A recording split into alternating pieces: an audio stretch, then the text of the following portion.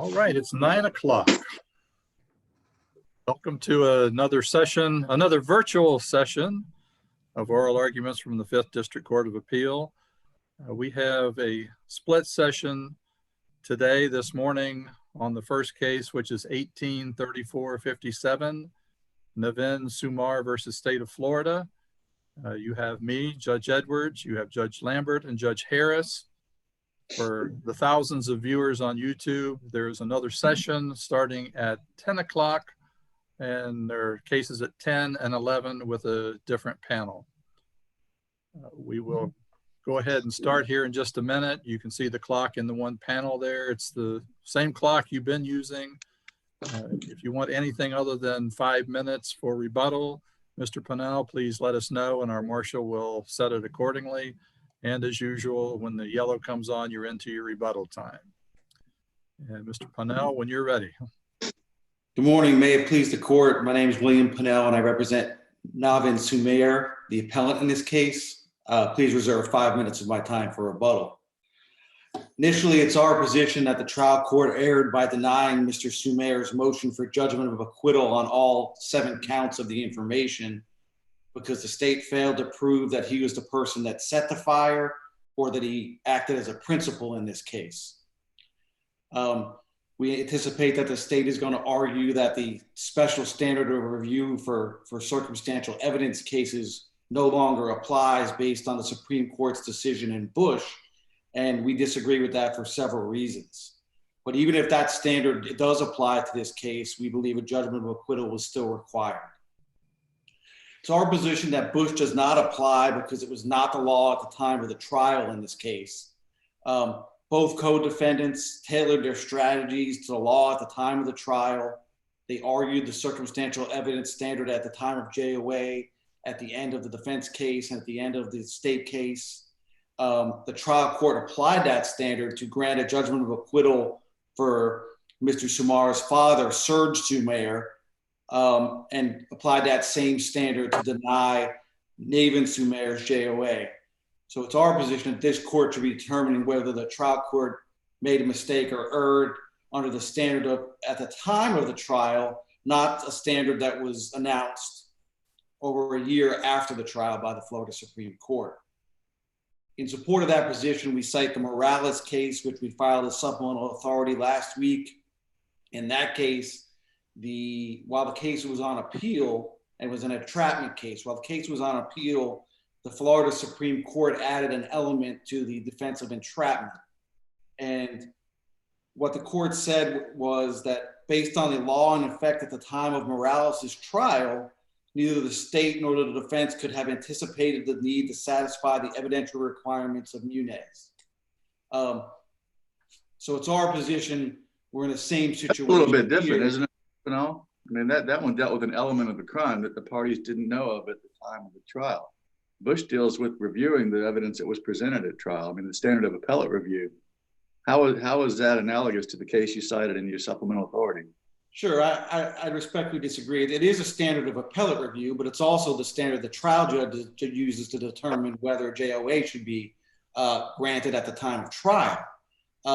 Certainly, the defendants in this case were aware of the case law and cited the case law on circumstantial evidence to the trial judge and may have made decisions based on what witnesses to present at the time of trial. For instance, Navin Sumar did not choose to testify in this case.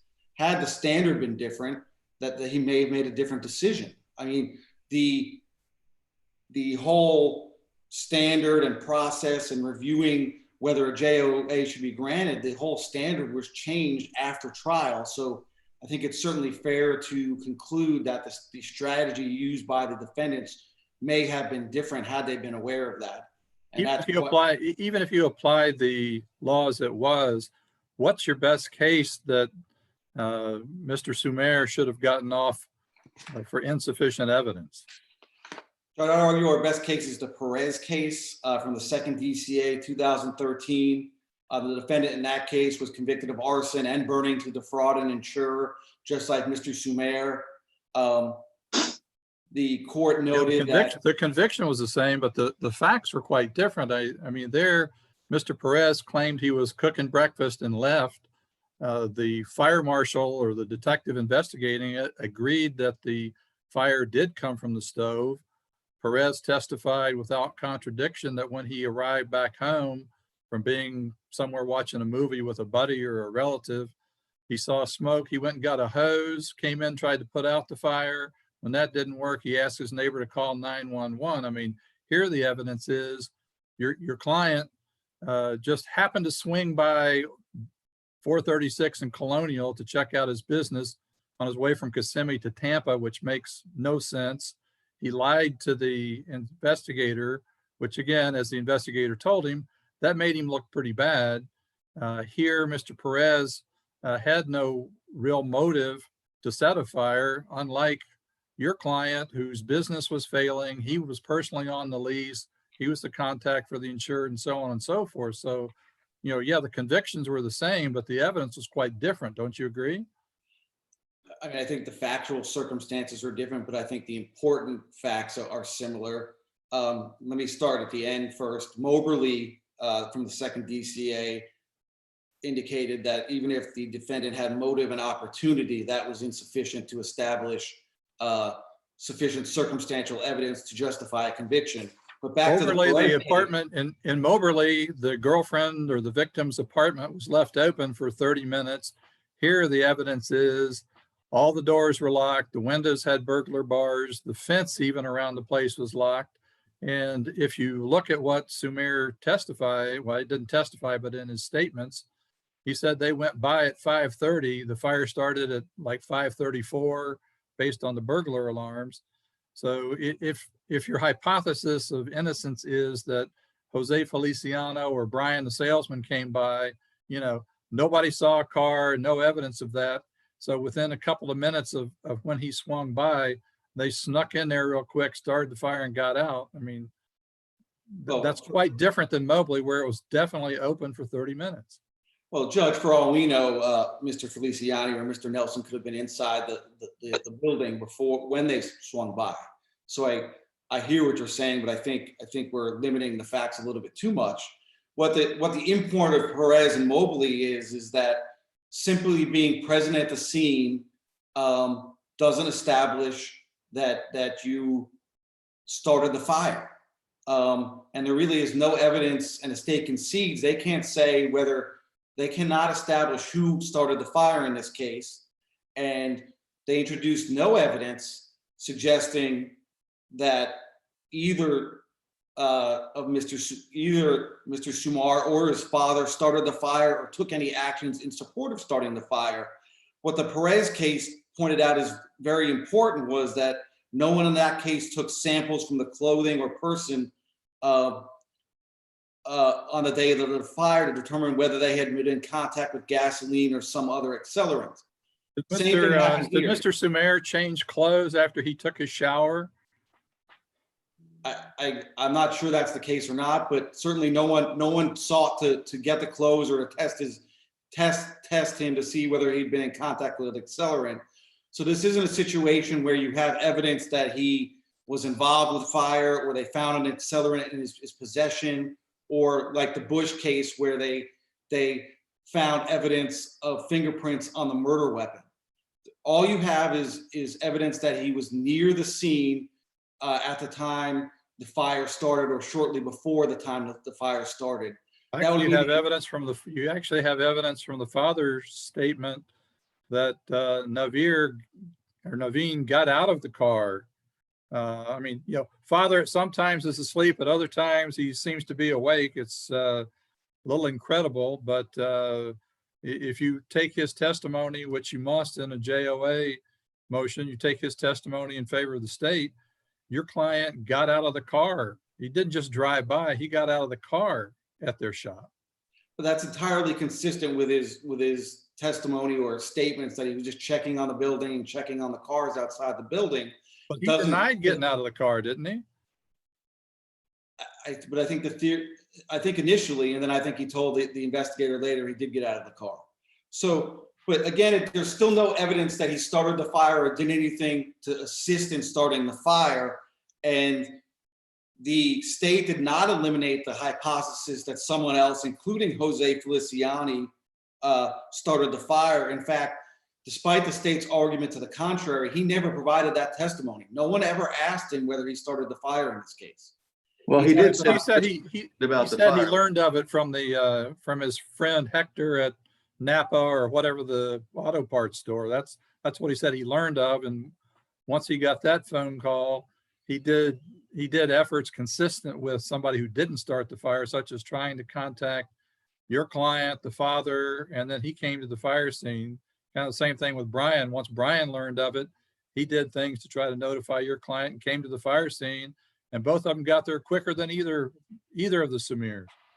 I understand, but so it's also consistent with someone Mr. Feliciani trying to cover up his earlier actions. They never asked him explicitly, did you start the fire? So it's our position that they did not exclude the reasonable hypothesis that either Mr. Feliciani or some other individual may have started the fire, because there was no direct or circumstantial evidence establishing that Mr. Sumier started the fire or helped start the fire in this case. So it's our position that Perez and Moberly required the court to grant a judgment of acquittal in this case, because there really wasn't any material difference in the positions of Naveen and Serge before the trial court. It wasn't exactly differences. There were important differences. Your client was on the lease. Your client was a day-to-day manager, so he knew what the financial status of the business was, which was a 59% decrease over time. He was the one who obtained the insurance policy that was due to expire in a week or two, and he was the one who helped fill out the insurance papers. He drove. He was not asleep, and he got out of the car. So I mean, you have quite a few differences. I'm not asking you to agree that that's enough, but it's not like the both of them did exactly the same thing and had the same knowledge. There are differences. There are factual differences. I think the legal implication of those factual differences are actually zero. Moberly again stands for the proposition that just because you have a motive doesn't make the evidence sufficient. The cases are clear. Just because you drove to the scene doesn't make you guilty as a principal. That's established in the Taylor case and a robbery where the facts show that Taylor was present of the scene at the robbery and the driver of the car when it left the scene. And they found that the evidence that is not established individually or collectively that he was a principal to robbery. So it's our position that, yeah, it looks suspicious, but that's not the standard. The standard is, did they exclude every reasonable hypothesis of innocence? And it's our position they did not do so, like they did not for the father in this case. Additionally, in closing argument, the state made a gross statement of law indicating that simply Mr. Sumier's failure to answer the phone calls from the alarm company on its own was sufficient to constitute the overt act in support of being a principal. That's a misstatement of the law. And when we're dealing with a case like this, which is based on circumstantial evidence and which was a close case in which a JOA was granted on a co-defendant, there's a strong possibility that misstatement of law contributed to the guilty verdict in this case. So if the court does not grant a judgment of acquittal, we'd ask that a new trial be granted based on this improper closing argument. And I'd reserve the rest of my time for rebuttal. All right, thank you very much. And Ms. Davenport, when you're ready.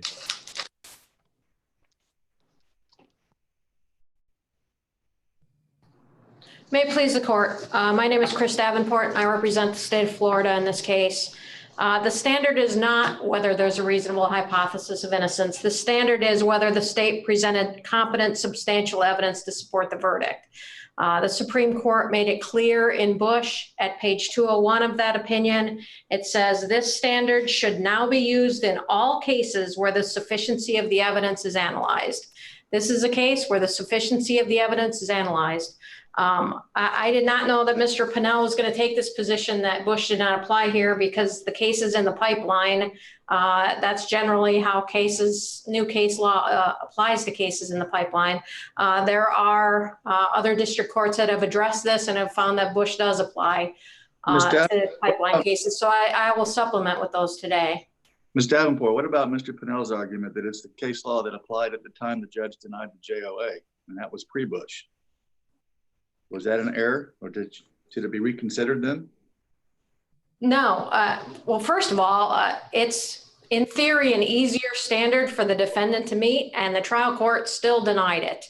But at trial, they're arguing to the fact finder, which is the jury, and the jury isn't given a special instruction that this is how you should evaluate the evidence, which is why, you know, this court's opinion in Knight and ultimately the opinion in Bush got rid of that standard, because it doesn't make any sense for the jury to be told, here's what your burden of proof is, and then for the trial court and the appellate court to evaluate it differently. That makes no sense at all, which is why Bush got rid of this standard. It's an outlier, as they explained very well in that opinion. But the easier standard, he couldn't meet that either. It's not like they put on different proof to meet that standard. It's not like there's a different element. It's just a standard of review. And they're trying to convince the jury, not the judge, and the jury isn't given that special standard. You know, it's long been the law in Florida that if a new case comes out, it applies to all the appellate court cases that are in the pipeline, that are pending on direct appeal when the case comes out. And that's what we have here. I think Bush has made it clear that it applies to all cases. From the time they issued the opinion, this standard should now be used in all cases. I don't know how you get any clearer than that. And like I said, I would be happy to supplement with other district court opinions that apply Bush to these cases that are pending on direct appeal. And there are none that don't, because this is how it works. This is how it's always worked. Be that as it may, even if this court uses the old overruled Knight standard, we still have sufficient evidence. His hypothesis of innocence was that somebody else set the fire. Clearly, they had to have had a key because the fire department said they had to break in there. They could not get in. 4 people had a key. The defendant, the co-defendant, and then the 2 employees. One employee, Mr. Nelson, specifically said, I did not start the fire. The other employee said, I left on Friday. I planned to come back on Monday, and the next thing I heard was the building was on fire. The jury got to see those witnesses. The jury got to evaluate whether or not they were involved. That was one of the potential hypotheses they threw out in closing argument.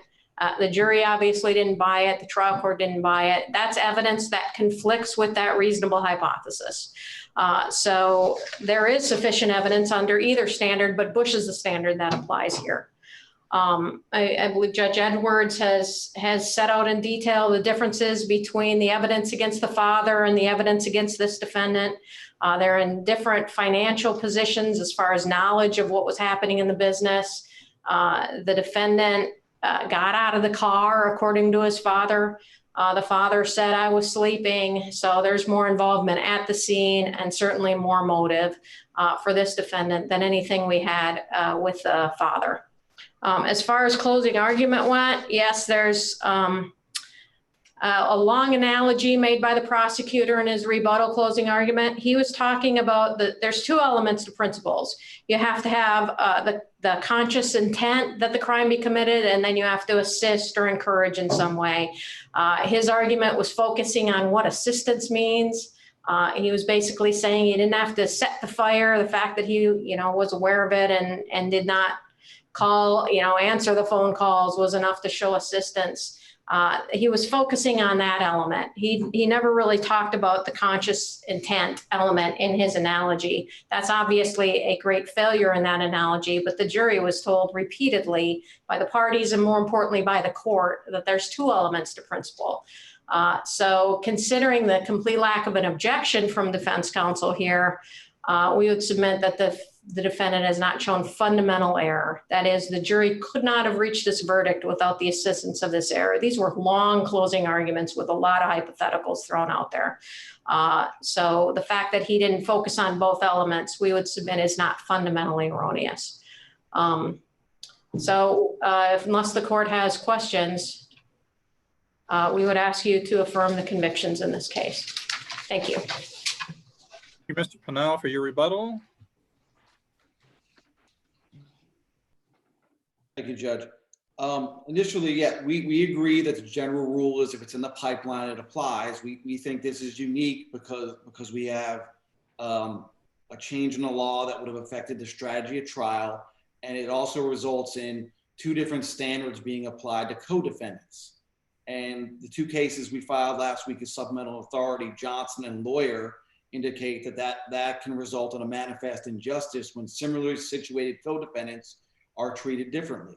It's undisputed that if we apply the Bush standard here today, that the two co-defendants are getting judged under two different standards, and we think that's inappropriate under the case law. So acknowledging the general pipeline rule, which the state is correct about, we think this is unique because of the procedural posture and because there was co-defendants involved. Additionally, even if the Bush standard applies, we believe the state's evidence was insufficient. Certainly under that standard, all reasonable inferences are resolved in favor of the state.